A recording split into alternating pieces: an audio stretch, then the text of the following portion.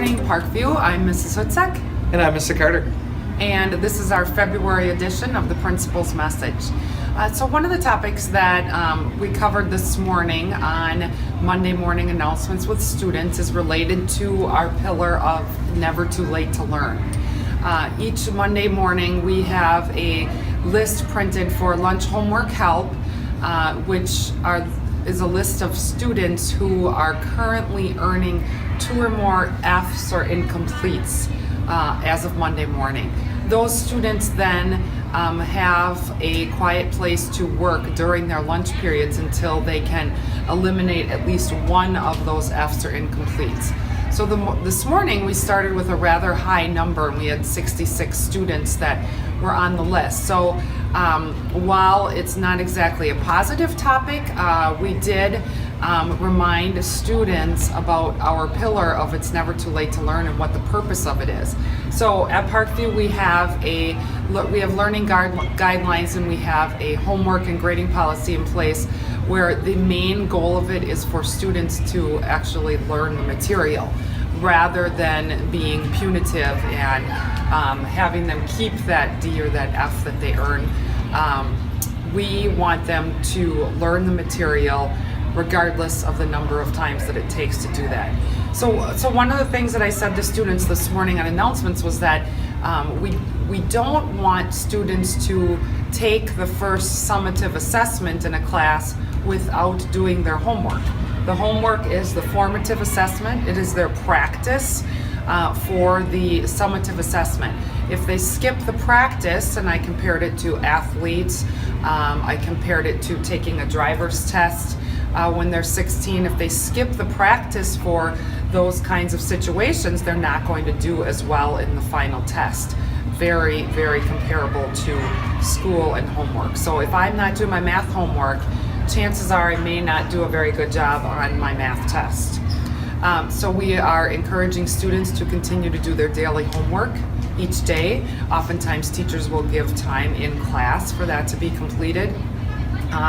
We encourage them to go to PAST Tuesdays and Thursdays after school if they need additional help. Meet with teachers one-on-one during guided studies if possible. But again, homework completion is vital to success on the summative assessment.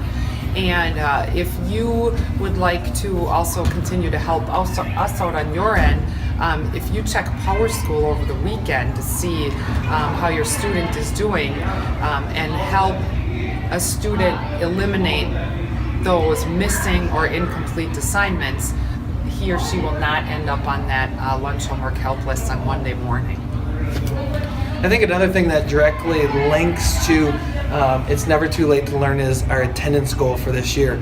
We implemented an attendance goal, and we are trying to get 100% of the kids here at least 90% of the time.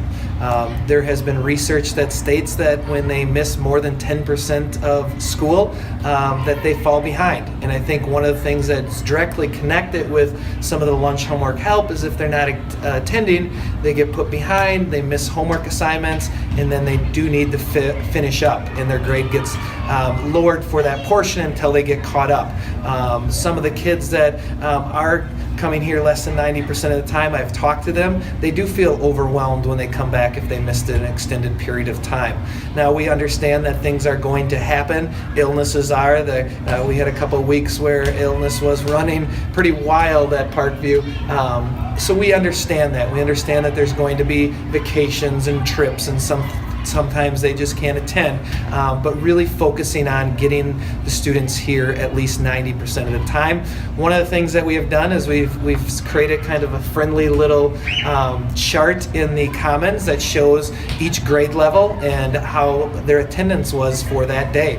One day we had the 8th grade. I think it's the closest that we've come to 100% of attendance. They were at 99%. We calculated out it was 2 students. So that was awesome. And we put that on announcements, and we're really focusing on that. So I think that can help with the it's never too late to learn.